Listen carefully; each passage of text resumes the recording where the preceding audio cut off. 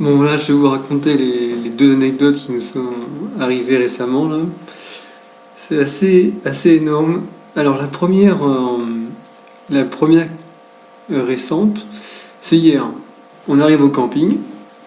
Bon, on arrive vers, je sais pas, vers 6 heures quoi, hein, voilà. C'était à Straubing. Straubing. Donc, déjà, on est arrivé dans la ville, les gens étaient habillés bizarrement, on se demandait ce que c'était. Et en fait, il s'avère que c'était la fête locale du village. Et c'est tous les 200 ans, donc en gros c'était un bordel énorme. Voilà, énorme. Donc on arrive au camping, évidemment tout est plein, et on se dit on va trouver une petite place sympa pour pouvoir passer la nuit un peu au calme. Donc on prend un emplacement camping-car en espérant que le gars dise rien quoi. On s'installe, on met la tente, il n'y avait personne, hein, personne à cet emplacement.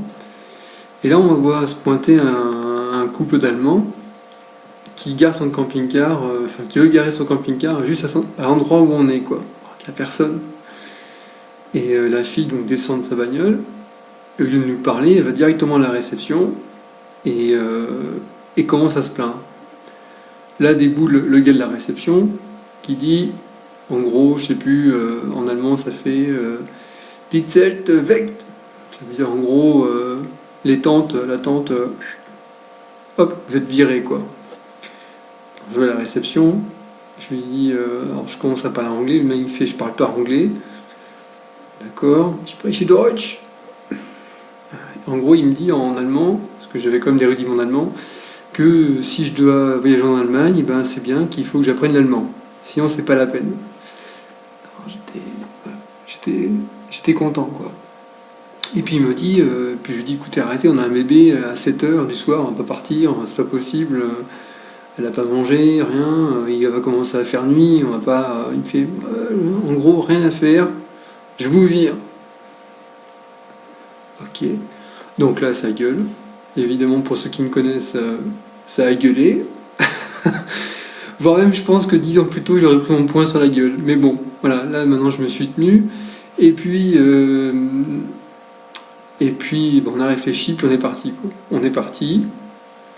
Le couple en question qui avait commencé à se plaindre, je leur ai dit tout ce que je pensais en allemand et en anglais et en français, mais ça ils l'ont pas compris donc tant mieux. Et puis voilà, donc on est parti, moi j'étais furieux et, euh, et on trace quoi. Il commençait à faire nuit, on avait en gros 1 heure pour trouver un emplacement de tente, je sais pas où, à la sauvage quoi. Donc on se pointe, on roule une demi-heure. Et une demi-heure, je vois un paysan sur son tracteur. Ah, je dis à Fali, vas-y, on y va, on va lui demander. On descend.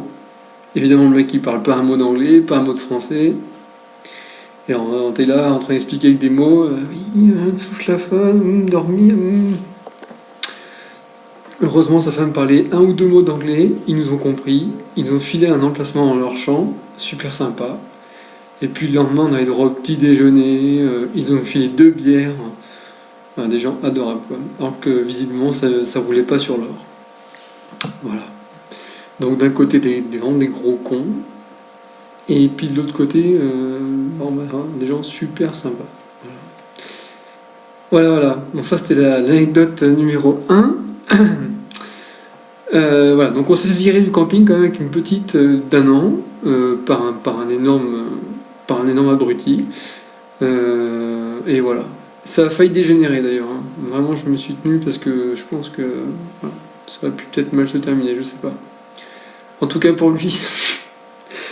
Bref. Voilà. Bon, tout est bien qui finit bien. C'est un mal pour un bien. Et voilà. Et la deuxième, ça c'était il y a 3 jours, non plusieurs, il y a 3, 4 jours et tout. Donc de notre étape de vélo le soir au camping. Il était 9h30. Et puis on était avec un Indien et puis un Alsacien qu'on avait connu pour X raisons, bref. Du coup on avait sympathisé et on s'est retrouvé dans ce camping là quoi.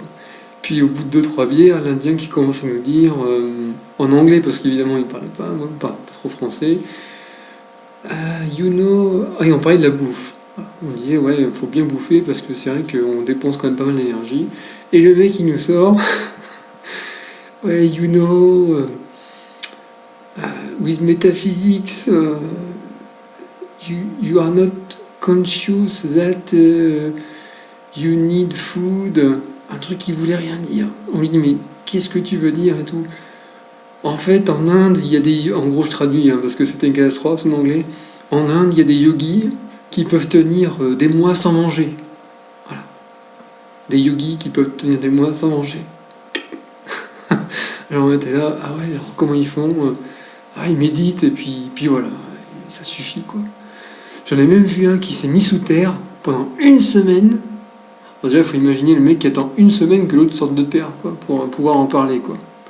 Alors Didier, c'était comment ton voyage sous terre? Bah, écoute, un peu frisqué, là, j'ai un peu faim, là. Bon, voilà, bon, bref. Donc il nous raconte qu'il y a des yogis qui peuvent tenir une semaine sous terre sans bouffer, et puis même comme ça, des mois sans bouffer, quoi. Alors l'Alsacien était là, oh lui il a halluciné, et puis vu qu'il était trop bien dans le pif, quoi, il était là, d'un ton un peu, enfin, pragmatique, quoi, le gars, fait, ouais, mais ton yogi, là, forcément, s'il fout rien de la journée, là, tu lui fais bouffer 2 bretzels, et puis ouais, il est repu, quoi. Ouais, moi aussi je peux faire ça, hein. Maintenant, ton yogi, là, tu le fous sur un vélo comme nous toute la journée, à pédaler comme des cons pendant 5 heures. Tu crois pas qu'il va avoir un tout petit peu la dalle, ton yogi? Et là, l'Indien, un peu vexé par... Non, non, non, mais t'as rien compris et tout. Ah non, le yogi, je te jure, toi, t'es resté dans la physique, mais il faut que tu vois la métaphysique. Voilà. Donc, l'Alsacien s'est levé, il a fait, ouais, bon, moi, les gars, je vais me coucher, quoi. Et puis... Et puis voilà, bon, ça restait une petite blague, le yogi, quoi. Voilà, donc sachez qu'en Inde, il y a des yogis qui peuvent tenir des mois sans bouffer, pour ceux que ça intéresse, et puis qui peuvent aussi tenir une semaine sous terre. Alors ça, je sais pas comment c'est possible. Alors, déjà, il faut attendre qu'ils sortent, quoi. Déjà, il faut les foutre sous terre, et après, il faut attendre qu'ils sortent pour pouvoir en parler. C'est un truc qui nous a un peu tous cloués, voilà. Mais bon, on a bien rigolé, quoi. Donc, on s'est viré du camping, on a eu droit à un taré d'Indien. Et puis plein d'autres trucs, mais globalement ça se passe super bien, quoi. Voilà. La petite est dans sa tente là, et elle dort. Et moi j'essaie de rédiger un peu le blog parce qu'on est vraiment à la bourre. Voilà. Allez, tchuss!